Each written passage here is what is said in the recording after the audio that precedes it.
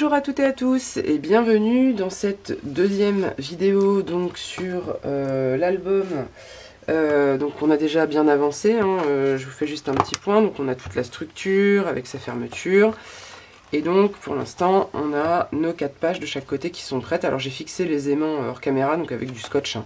Si vous n'avez pas d'aimants, avant de les coller, vous faites passer un ruban et vous pouvez les fermer comme ça, hein. Voilà, il y a plein de solutions pour les fermer, ou au-dessus, en dessous, on peut mettre des languettes. Enfin, il y a plein de solutions. Moi, je voulais quelque chose de simple, donc je suis partie sur des aimants. Il nous manque l'élément central, à savoir la cascade. Alors moi, je suis pas une pro des cascades, donc là, je tente. J'avais dit dans la première vidéo qu'il fallait des morceaux, donc 5 morceaux de 17 par 13. J'en ai rajouté un, celui-ci, qui fait 17 par, pour l'instant, 21.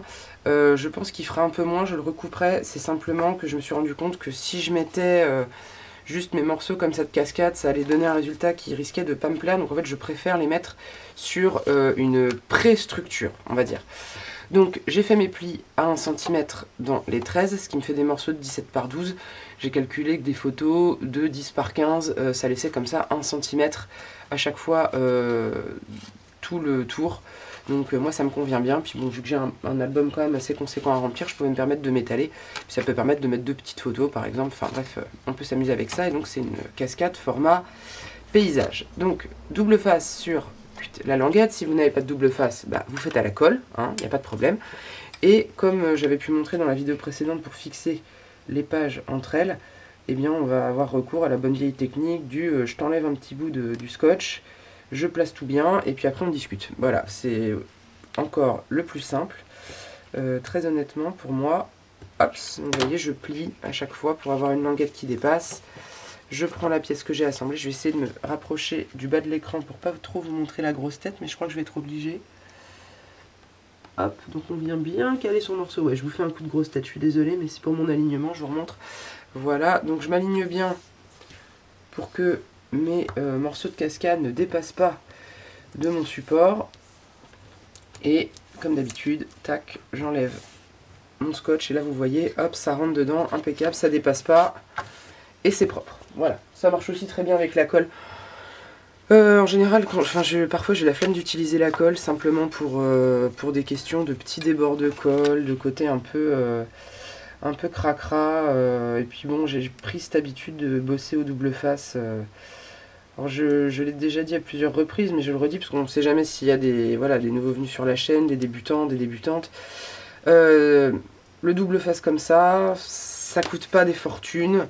Ça peut coûter des fortunes. Il y a des marques qui font, je trouve, des prix assez prohibitifs pour ce genre de petit matériel.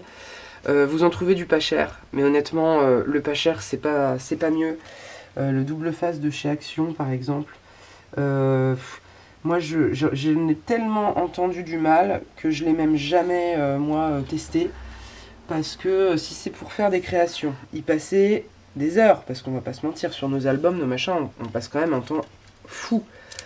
Si c'est pour que la personne à qui vous l'offrez vous dise quelques mois, quelques semaines, voire même quelques années après, ah bah tu sais, ton album, il y a des parties qui se détachent et machin, franchement, je ne vois pas l'intérêt. Donc ça, c'est le scotch rouge extra fort. Moi, je l'achète chez Craftelier. Ça doit coûter, je crois, un truc comme 2,50 € le rouleau. Il y a 10 mètres, bon, ça file vite. En même temps, ça coûte pas une fortune. Il y a plein d'autres choses que je fais à la colle. Mais au moins, ça, je suis tranquille, quoi. C'est-à-dire que je sais que là, ça colle, c'est propre, ça bouge pas. Voilà. Donc je les commande maintenant par limite par 10, comme ça tant pis, je claque 20 € d'un coup de scotch. Mais au moins, je suis tranquille pour un certain temps. Et puis, je risque pas de me retrouver à court, parce que ça c'est terrible aussi quand vous commencez un projet et qu'il vous manque ce genre de petits consommables. C'est un peu une galère sans nom. Mais voilà, enfin honnêtement, sachez mettre le prix sur certains trucs, quoi. Vaut mieux acheter parfois des papiers de chez Action pour de la déco, voilà, qui sont moins chers, un bloc de papier qui vous plaît, ça vous coûte pas bien cher, c'est chouette, du moment que vous n'avez pas trop besoin de le plier, normalement tout devrait bien se passer, honnêtement. Maintenant, voilà, pour d'autres choses, type la colle, etc., franchement, lésinez pas parce que vous allez regretter. Hop, voilà, on présente bien, vous voyez, par exemple, ici, typiquement, j'avais un pli qui devait pas être très droit, Et pour rattraper en fait les côtés, je suis obligée de décaler un peu mon pli. Bon, après je mettrai des petites bandes de papier déco, donc ça se verra pas. Je viendrai cacher les bêtises. Parce que bon, ça arrive toujours à se décaler un peu. On a beau être très méticuleux, c'est pas toujours foufou. Enfin, on arrive toujours à avoir des petites bêtises, mais bon. À cœur vaillant, rien d'impossible. On arrive toujours à rattraper les petites bévues.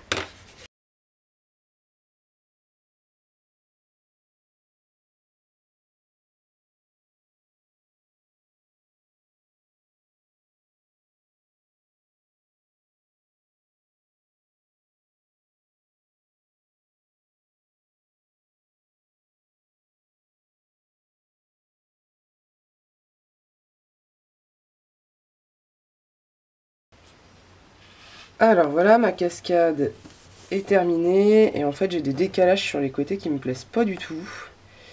Voilà, j'en fais pas souvent des cascades parce que souvent j'arrive à décaler. Donc je pense que ce qui va se passer, c'est que je vais aller sur mon gros massicot et je vais juste vraiment enlever un petit millimètre de chaque côté.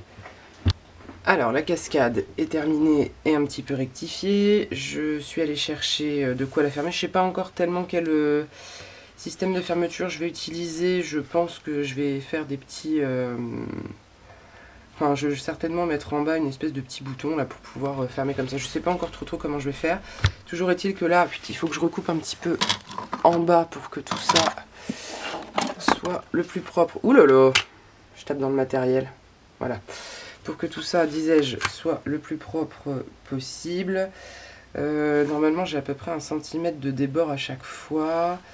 Mais vu qu'en bas, il risque d'y avoir un système de fermeture, je vais peut-être mettre 2 cm. Tant pis, il y aura le papier de toute façon qui arrivera à 1. En fait, j'hésite. Enfin, de toute façon, je mettrai un papier déco en dessous. Tant pis, je vais faire 1. Et puis, il sera toujours temps d'y revenir, de trouver une bidouille. Ça m'inquiète pas. Ça m'inquiète pas. Est-ce que ça m'inquiète? Non, allez, ça m'inquiète pas. Comme ça, la structure, ça fera vraiment la dernière partie de la cascade. Voilà. Hop. Du coup, avec la structure en dessous, ça vous fait 6 éléments de cascade. Donc ça fait de quoi mettre 2, 4, 6, 8, 10, 11 photos, puisque bien sûr le verso sera collé dans l'album. Voilà. Ceci étant bien la bichon. Hop. Ça, c'est ma structure. Hops, hops. Et donc, la cascade, elle viendra comme ça, bien centrée, se mettre quelque part par là. Sauf que bien évidemment, avant de venir installer ma cascade, il faudra que je mette un papier déco en dessous pour cacher voilà, le scotch, puis la structure, bien évidemment. Donc, je vous remontrerai, je pense, la fixation et le système de fermeture. Mais là, il est grand temps pour moi de commencer donc, à décorer un peu tout ça. Donc, je vais aller piocher dans mes blocs, là, dans ces couleurs orange et bleu. Et puis, je vous reviendrai pour vous montrer un petit peu le résultat. Parce que, bon, là, il faut que j'avance et puis me voir présenter, découper des papiers pendant des heures. Ça va pas être hyper passionnant. Alors, la cascade a bien avancé. Comme vous voyez, la première page est décorée. Je viendrai mettre ensuite une petite découpe bois que j'ai, parce que c'est un album pour 2 anniversaires en même temps, donc je mettrai le joyeux anniversaire au milieu. J'ai utilisé une des cartes des collections de papier, et en fait j'ai pris mes chutes de papier de matage des couvertures avec cette perfo-là de chez Craftelier pour faire des angles, pour faire un petit rappel, parce que sinon blanc sur blanc c'était pas top. Et en fait, je voulais pas, entre guillemets, gâcher du papier pour toutes les autres volets de la cascade. Donc ce que j'ai fait, c'est que j'ai simplement bricolé des petits onglets. Alors, avec une perfo ronde, on plie les petits cercles qu'on obtient en deux. On coupe en fait proprement le pli, parce que sinon c'est un peu cracra, ça part en biais. On les colle, en fait, on colle la partie ronde ensemble, de façon à obtenir, vous voyez, un truc qui s'ouvre un peu en sandwich.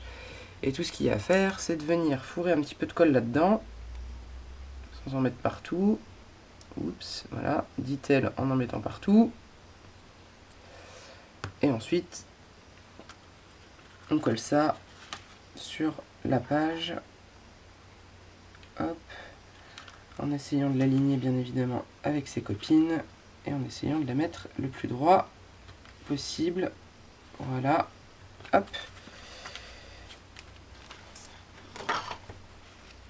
On appuie pour fixer le tout. On éponge bien les débords à l'arrière, histoire que ce soit pas cracra. Et voilà, on a notre petite cascade. Alors je vous avais dit que je vous montrerais le fermoir, je vais vous expliquer le principe, de toute façon c'est pas bien compliqué. Une fois que j'ai eu collé ma petite carte là, j'ai percé un trou avec une perfo de base, hein, un bidule comme ça là, ça suffit bien. Hop, et dans ce trou je suis venu mettre une petite attache parisienne. Et ici ce sont plusieurs petits cercles faits avec une autre perfo que j'ai superposé les uns sur les autres en finissant par du papier déco pour que en fait tout ça se réponde et soit voilà, le plus harmonieux possible. Et ça permet ensuite bien, de venir hop, entourer, si elle veut bien se laisser faire. Une fois que j'aurai collé une photo à l'arrière, ça tiendra mieux. Ça fixera la tâche parisienne. Là elle veut pas, elle est pas très coopérative.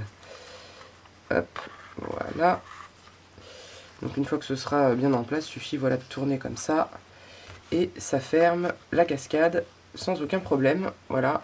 Et au moins ça évitera après dans l'album que ça godille et que ça baille. Donc ça je le fixerai à l'aide d'une photo. J'ai des photos que je vais mettre tout simplement à l'arrière.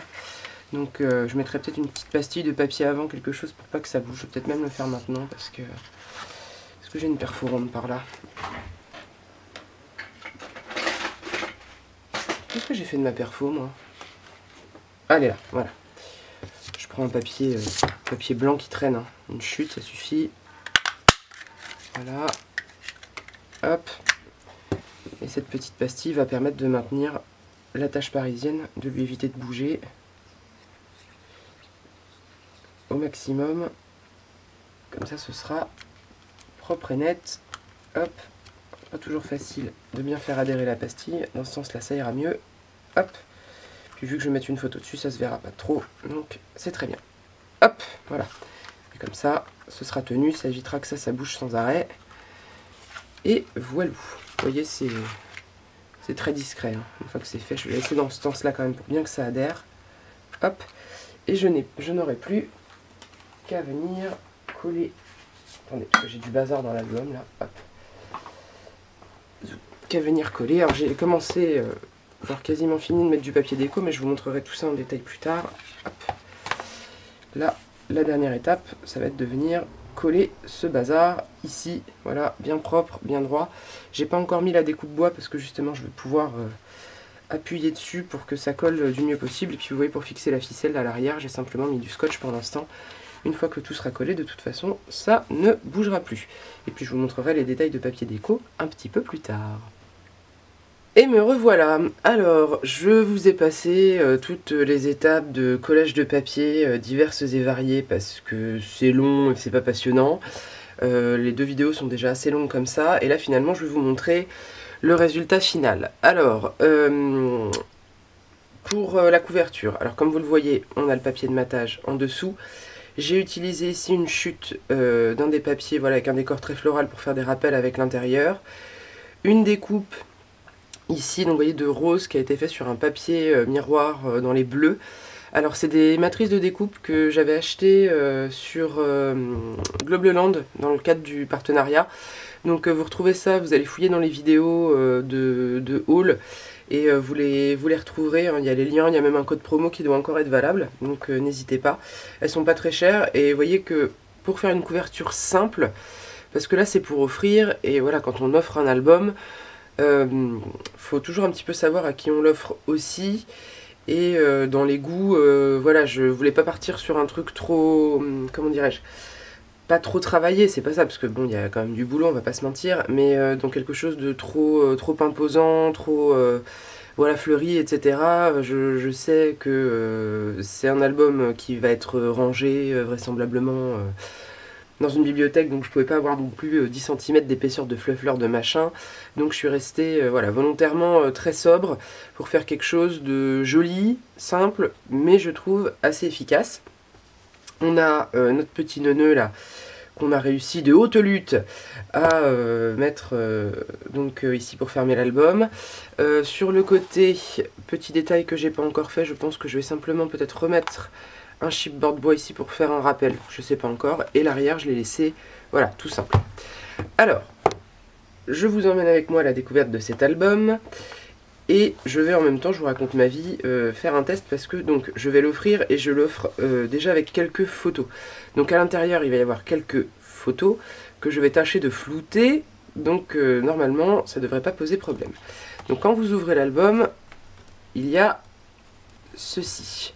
Donc je ne vais pas trop le remuer, comme ça me facilite la vie après pour le floutage. Donc ici, sur ce qui est une fausse couverture, j'ai mis une petite photo voilà, de mes beaux-parents pour ne rien vous cacher, puisque voilà, on fête leurs 2 anniversaires de façon conjointe. Et lorsqu'on ouvre l'album, en fait, chaque partie est consacrée, donc un coup à belle-mère et un coup à beau-père, voilà, de l'autre côté. Alors, la cascade, attendez, parce que je suis pas très droite, il y a du bazar sur mon bureau, faut que j'en enlève un peu, pardon, hop, voilà.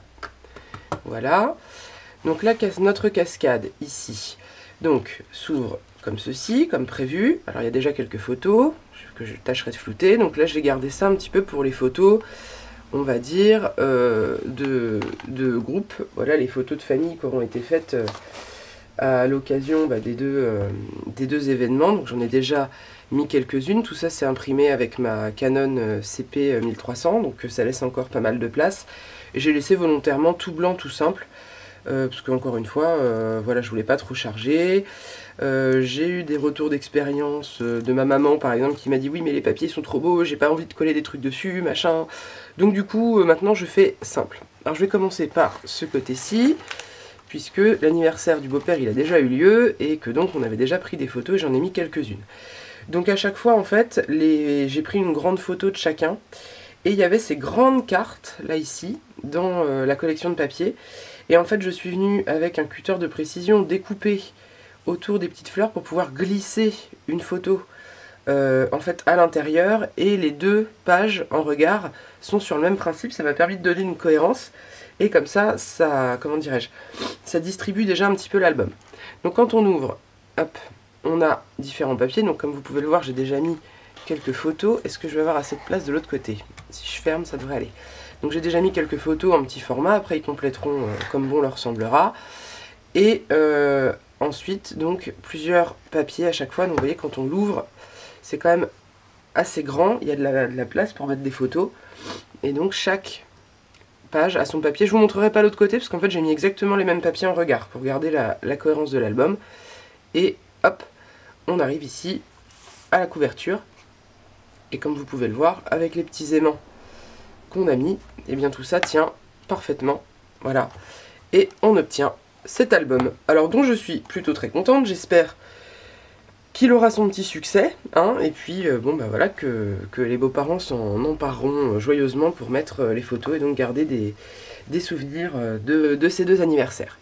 Voilà pour le résultat final. Alors bien évidemment c'est un modèle d'album comme d'habitude que moi j'ai fait là pour une occasion spéciale, mais la structure elle s'adapte à tout, hein. Vous pouvez faire un album naissance avec ça, un album de mariage, enfin vous faites ce que vous voulez, hein. Très honnêtement ça n'a aucune espèce d'importance, on peut faire quelque chose de très neutre, voilà, moi c'était truc anniversaire, donc il y a des joyeux anniversaires à droite à gauche, il y a des dates, des machins, mais on est entièrement libre de ce qu'on met ensuite dans l'album, hein, comme d'habitude. Donc à vous de l'adapter aussi à vos goûts, à vos envies, aux personnes auxquelles vous pouvez éventuellement l'offrir. Ça peut aussi très bien se faire dans un plus petit format. Alors là moi je suis partie sur des pages à l'intérieur en 20-20, mais on peut le faire pour passer du papier 15-15, enfin voilà, ça marche aussi, hein, pour mettre des plus petites photos, enfin il y a une infinité de possibilités. Au milieu, à la place d'une cascade, on peut très bien mettre, pourquoi pas, moi je l'avais déjà fait, une espèce de livre d'or pour un événement. À la place de la cascade, vous faites une pochette et vous mettez un petit carnet dans lequel tout le monde aura mis des petits mots. Voilà, ça marche très bien aussi. Il y a 1001 façons de faire. On peut faire des pages un peu plus élaborées aussi. Moi, c'était vraiment le but de faire un album photo simple dont voilà, les destinataires vont pouvoir s'emparer de façon hyper aisée. Donc le but, c'était pas encore une fois de trop le charger. Et vu que j'avais pas les photos, bah, on peut pas scraper les photos une à une. Donc c'est vraiment un album prêt à offrir, prêt à l'emploi, dans lequel on peut ensuite mettre les choses un peu comme on veut. J'espère que tout ça vous aura plu. Si jamais vous avez des questions, n'hésitez pas. Abonnez-vous si le contenu vous plaît, un petit commentaire si le cœur vous en dit, un petit pouce en l'air, moi ça me fait toujours plaisir et puis ça fait vivre la chaîne, ça donne un peu de visibilité. Et puis voilà, moi il me reste à vous souhaiter une bonne journée, une bonne soirée et puis surtout, un très très bon scrap. Allez, ciao ciao!